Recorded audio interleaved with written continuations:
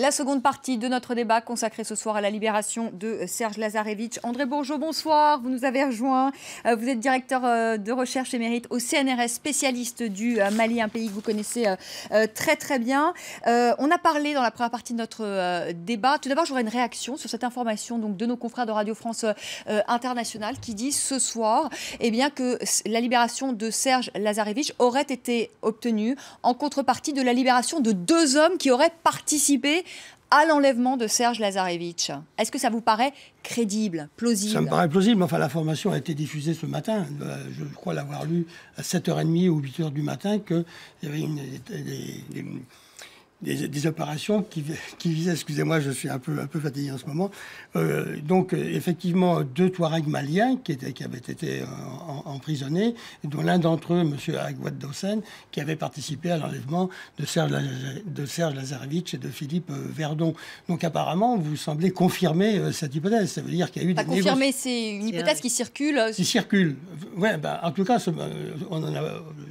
Ça vous paraît crédible, ça vous paraît pas... Parce que dit comme ça paraît quand même fou. Enfin, pardonnez-moi, on se dit quand même des hommes qui ont participé quand même à l'enlèvement et qui a quand même conduit à l'assassinat d'un des 2 otages, qu'ils soient aujourd'hui libérés, ça nous paraît fou quand même. Dans une rationalité occidentale, oui, c'est surprenant. Mais je crois que dans ce cas, au Mali et dans ce genre de situation, il faut un peu se départir de ce type de rationalité.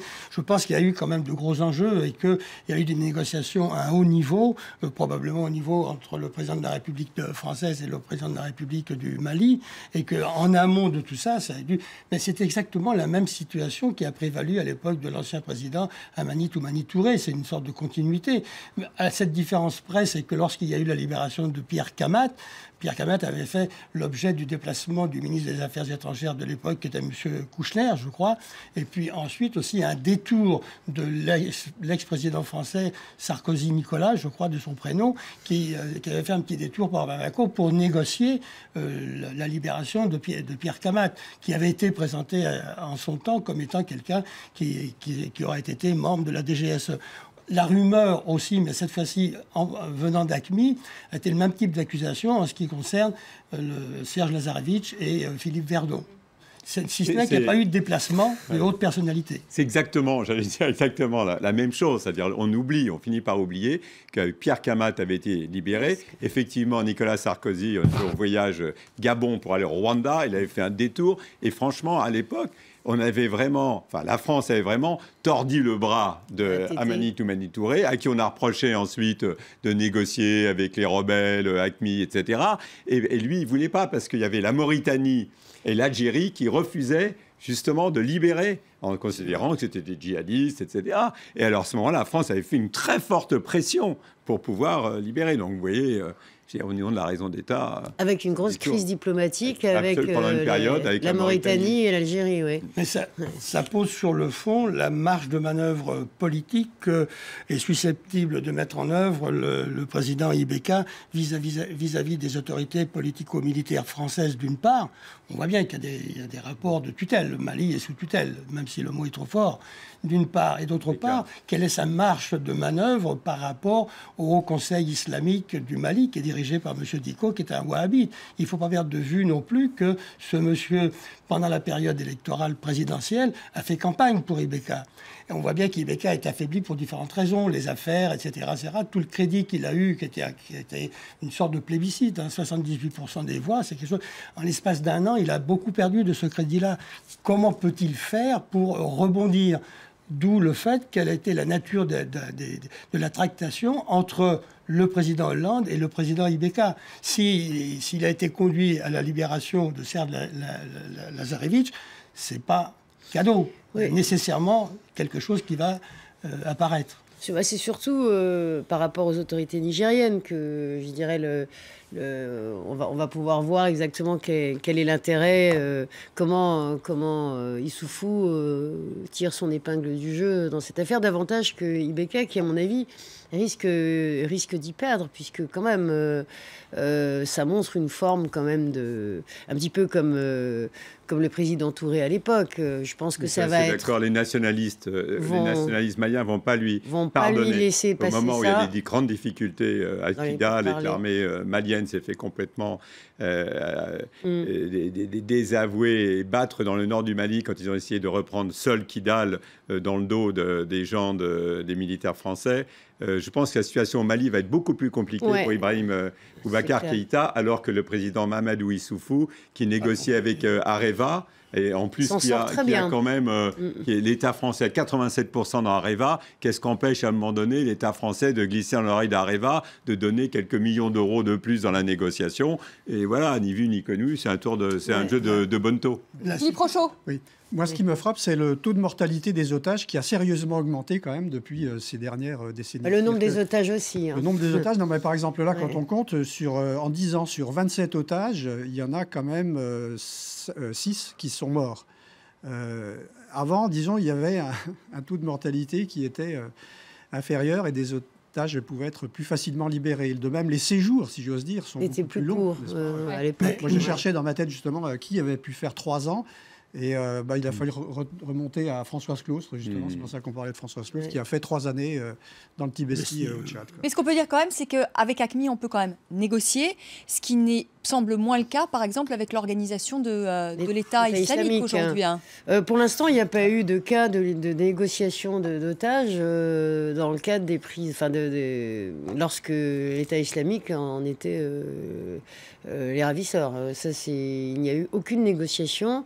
De même qu'avec Jabhat al-Nusra, qui est l'autre groupe, plutôt en Syrie, qui opère là-bas. Il y a d'ailleurs ni canaux de discussion, ni même tentative de négociation, puisque à chaque fois, donc ça a été essentiellement les anglo-saxons qui ont été les victimes notamment des exécutions réalisées par l'État islamique en Irak. Il y a donc déjà, on en parlait tout à l'heure, il y a eu probablement des tentatives d'obtenir des renseignements, mais non pas pour discuter, mais pour intervenir, pour essayer de les libérer par la force. D'ailleurs, il a même été reconnu que l'administration Obama avait demandé à ce qu'une intervention soit faite pour libérer le dernier Américain exécuté et que l'intervention avait échoué. Voilà. Mais là, quand même, ce qu'on craignait, c'était que le groupe AQMI, donc, qui détenait Lazarevitch, ne se rallie à Daesh, ne fasse une promesse de ralliement comme ça s'est fait en Algérie. Les soldats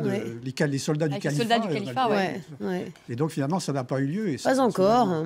André Bourgeaud. Oui, 2 choses. D'abord, la première chose, c'est que Daesh n'est pas présent au Mali. Il faut quand même le mentionner. Pour l'heure, il n'y est pas. Non, pour l'heure, il n'y est pas. Il sera peut-être demain ou après-demain, mais pour le moment, il n'y est pas. Il n'y a pas longtemps, il n'était pas en Algérie non plus. Ah oui, mais bon, moi, je parle sur des faits. Après, on le devient très vite. Je parle sur des faits actuellement. Non, mais c'est des groupes peut-être qui font allégeance. Non, à ma connaissance, il n'y a pas d'éléments. Les soldats du califat en Algérie. Il n'y a pas des éléments issus du Daesh qui sont sur les positions d'AQMI, ce qui n'est pas le même cas en ce qui concerne Boko Haram. Boko Haram, vous avez des éléments de Boko Haram, même si ce n'est pas des relations de type organique. Donc la situation n'est pas du tout la même. Je crois qu'il faut éviter ce genre d'amalgame. Peut-être que demain ou après-demain, Daesh sera là. Mais ça, c'est autre chose. Je ne vais pas anticiper sur je décris des faits. Ce qui me paraît important, c'est Kidal. Comparé à la situation au Niger, je m'excuse, mais enfin, Kidal est sous le contrôle des forces salafistes djihadistes, Touareg, Ansar ed-Din, dirigées par Iyad Agrali, et par des éléments du mouvement national de libération de l'Azawad, indépendantiste et dit laïque.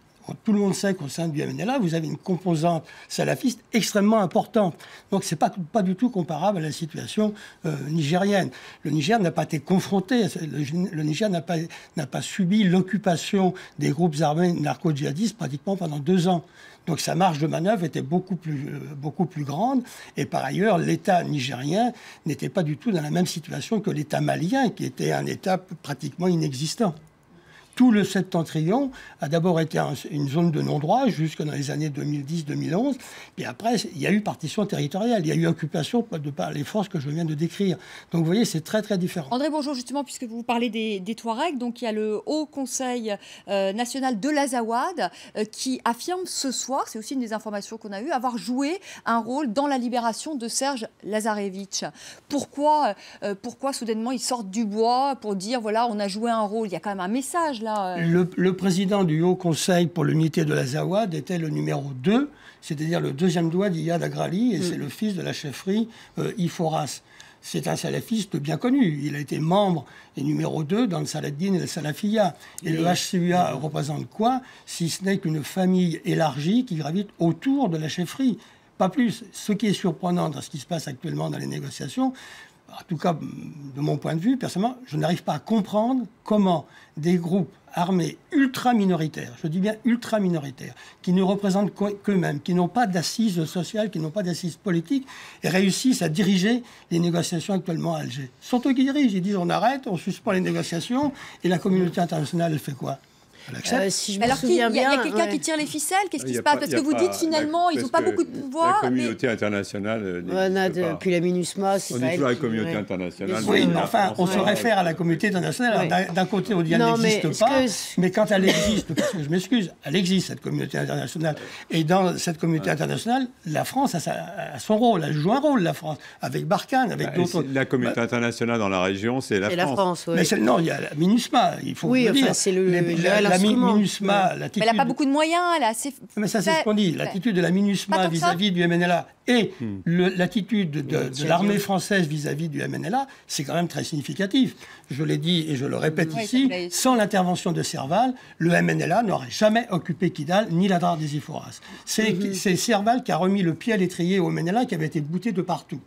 Oui, alors il y a une chose aussi qui renvoie un petit peu à ce dont on parlait tout à l'heure au niveau de la qualité d'identité des deux personnes libérées potentiellement en contrepartie.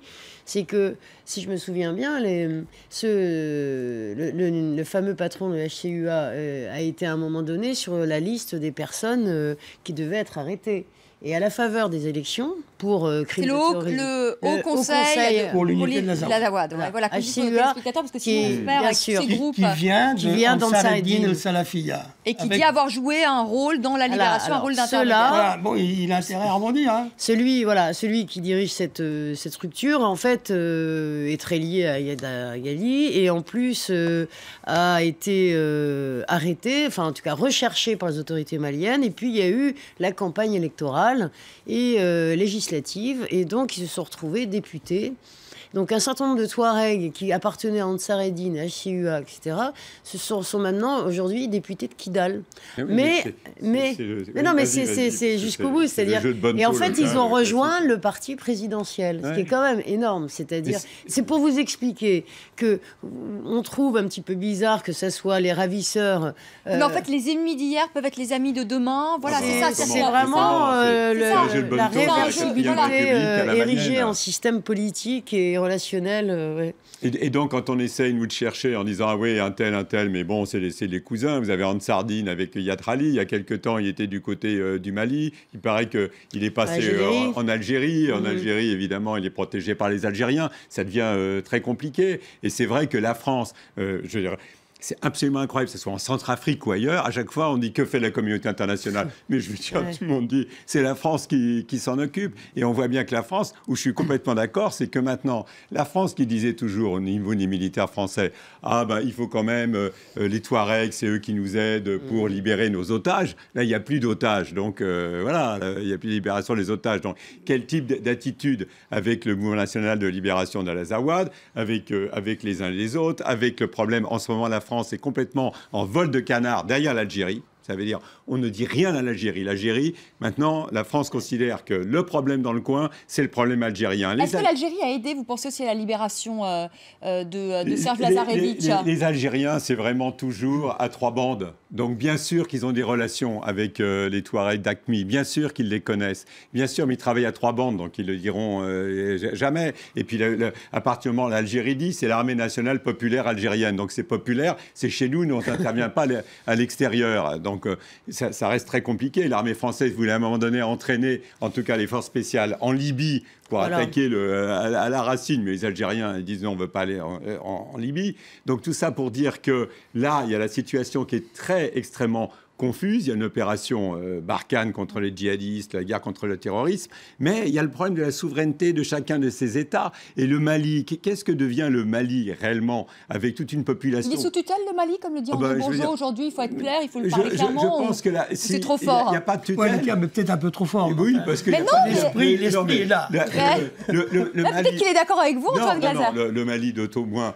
sous tutelle que le président malien, quand il a ses problèmes, quand il s'agit de recevoir l'argent de l'extérieur, il sait bien gérer ses affaires sans avoir la tutelle. Moi, personnellement, qui ai écrit Afrique à France, je pense que les États africains et les chefs d'État africains manipulent et instrumentalisent beaucoup plus la France que la France instrumentalise les chefs d'État africains et depuis très longtemps. Et ça se voit. Ibrahim Boubacar Keïta, il est arrivé au pouvoir, il gère ses affaires, il y a des problèmes d'avion, il y a des problèmes de dépenses d'armement, etc. Et à un moment donné, la France s'occupe du nord du pays. Moi, ce qui m'étonne, c'est qu'on arrive à négocier avec tous ces groupes-là et à obtenir la libération de M. Lazarevic, mais par contre, on n'arrive pas à connaître encore les circonstances exactes de la mort, de l'assassinat de Claude Verlon et de Guylaine Dupont. Qu'est-ce qui bloque, à votre avis? On connaît, ils connaissent. Le problème, c'est qu'ils connaissent, mais encore une fois, ils se font instrumentaliser, manipuler, et ils sont complètement verrouillés. Ouais. Merci André Bourgeot, je sais que vous devez nous quitter parce que vous allez voir un film, il paraît magnifique. Après ce qu'on me dit, Timbuktu. Je vous confirmerai ça. Et vous nous direz ça la prochaine fois. En tout cas, merci beaucoup d'être venu sur le plateau de France 24. On va faire peut-être une petite phrase de conclusion entre nous trois. Merci beaucoup encore. Merci. Belle projection, bon film, André Bourgeot. Anne Giudicelli, faire un point quand même sur l'opération Barkhane. Je le disais, ça fait bientôt 2 ans que la France est engagée au Mali et puis maintenant dans tout le Sahel. Qu'est-ce qu'on peut dire de cette opération? Est-ce que c'est une réussite? Est-ce que c'est un échec? On en est où 2 ans après? Parce que quand on débat quand même la situation au Mali, elle n'est pas très brillante, que ce soit la situation politique, que ce soit la situation sécuritaire. C'est un échec, cette opération? Alors non, enfin disons que c'est un échec par rapport si c'est pas conforme aux objectifs. Bon, là, l'objectif principal de Serval à l'époque, en janvier 2013, c'était de bouter hors des frontières maliennes tous les éléments terroristes, radicaux, etc. Ce qui a été fait. Maintenant, ce n'était pas dans le contrat d'empêcher de les faire revenir. Maintenant, d'où le fait qu'aujourd'hui, la France s'est appuyée sous Serval sur la MINUSMA, a contribué à pousser les casques bleus à être plus présents, à se renforcer pour mieux justifier un retrait dans le cadre d'une nouvelle architecture de la sécurité en Afrique qui s'appuie sur le Tchad, le Niger essentiellement, et puis bien sûr le Gao en particulier au Mali. Et donc c'est un redéploiement qui vise en fait à rationaliser et à coordonner les différentes actions qui sont menées par rapport à une menace qui, elle, est transversale et transfrontalière. Et donc aujourd'hui, le cœur de Barkhane, en termes d'objectifs, c'est le sud libyen. Donc on va voir ce qu'il en est. Pour l'instant, c'est pas très clair sur les modalités d'une intervention, mais on en parle. Et c'est certain que... Jean-Yves Le Drian l'a évoqué à un moment donné. Il faudra à un moment donné intervenir justement. Parce que c'est le cœur. C'est une zone de non-droit finalement où circulent les armes, la drogue. C'est comme le Nord Mali à l'époque. En pire, je pense, qu'avant l'intervention Serval. Un mot, Antoine Glaser, justement, sur cette opération Serval et puis Barkhane. Échec, réussite? Il n'y a pas échec ou réussite, ça veut dire les objectifs. On voit bien qu'à chaque fois, c'est la géométrie variable, c'est en train de changer. À chaque fois, on a l'impression que la France est entraînée encore plus dans des guerres à partir du moment où ce sont les forces spéciales qui vont peut-être intervenir secrètement maintenant dans le sud de la Libye. Je pense que c'est extrêmement difficile. Et le problème de fond pour François Hollande, c'est de mobiliser ses partenaires européens parce que sinon, c'est toujours la France qu'en première ligne, avec l'ancienne puissance coloniale en première ligne. Et mais mobiliser les partenaires européens, ça fait 2 ans qu'ils cherchent à les mobiliser. Personne n'est mobilisé. Au bout d'un moment, il y a des pays où il faut lever le pied. Enfin, est-ce que c'est pas plus le rôle de l'Algérie et du Maroc de s'occuper de l'ensemble de la zone sahélo-saharienne plutôt qu'à la France? Merci encore à tous les 3 d'avoir participé à ce débat. Merci Anne Giudicelli, merci Philippe Rochaud, merci Antoine Glaser. Vous restez avec moi, on accueille Karim Yaoui pour un œil sur les médias.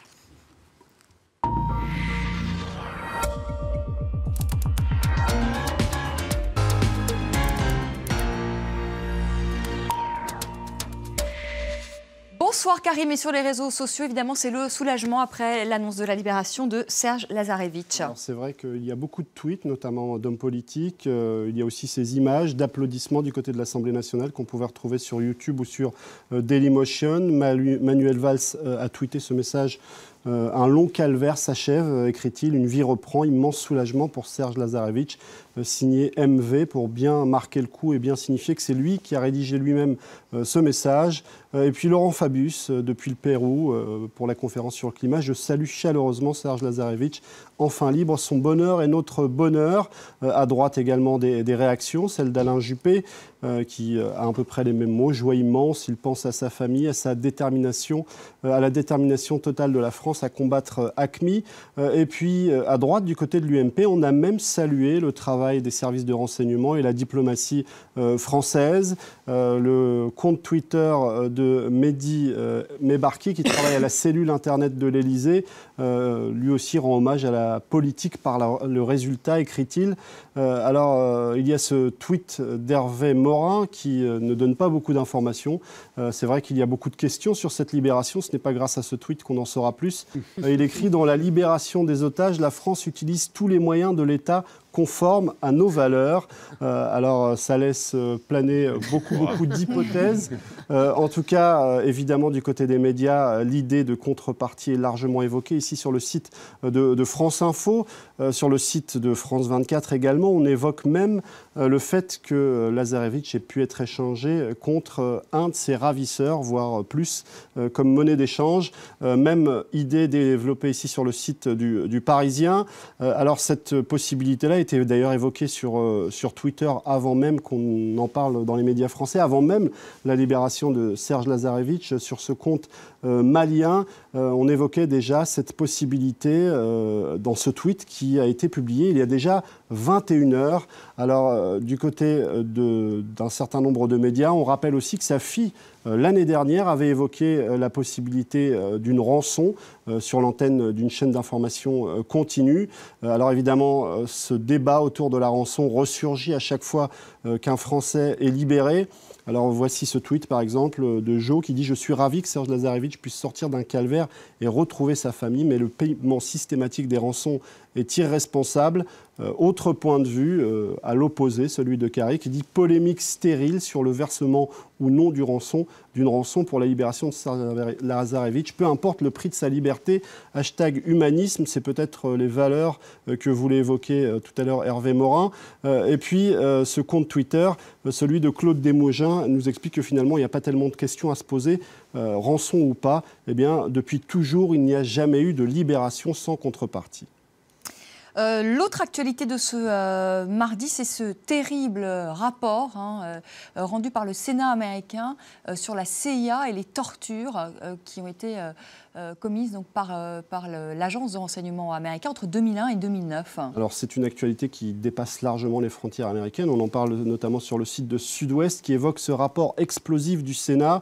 Le Monde également titre sur ce rapport accablant, un rapport où on s'aperçoit que la CIA a menti à la Maison-Blanche et au Congrès, que les techniques de torture ont été totalement inefficaces et beaucoup plus brutales qu'on a bien voulu nous le dire. Alors ça suscite évidemment des réactions, on va le voir. Alors il y a aussi cet élément relayé par Channel 4 News qui évoque le fait que même Colin Powell n'était pas forcément au courant de tout ce qui se passait du côté de la CIA. Et puis ce message de Barack Obama relayé ici par la radio publique américaine, c'est contraire à nos valeurs. C'est la réponse au tweet de Morin. Exactement, ça doit être la réponse au tweet de Morin, c'est une histoire de valeur aujourd'hui. Alors il y avait cette femme, cette sénatrice, Dianne Feinstein, qui elle aussi évoquait cette volonté de restaurer les valeurs pour montrer au monde que les États-Unis sont un pays juste. Alors on n'a pas le temps de voir tout ce qui fait débat sur Twitter sur cette question, on en parlera, mais en tout cas il y a aussi un article qui renvoie Barack Obama à ses contradictions en évoquant l'utilisation des drones qui a explosé depuis qu'il est arrivé au pouvoir. Entre la torture et les drones, certains diront que leur cœur balance. Merci beaucoup, merci Karim, on vous retrouve un peu plus tard pour votre chronique.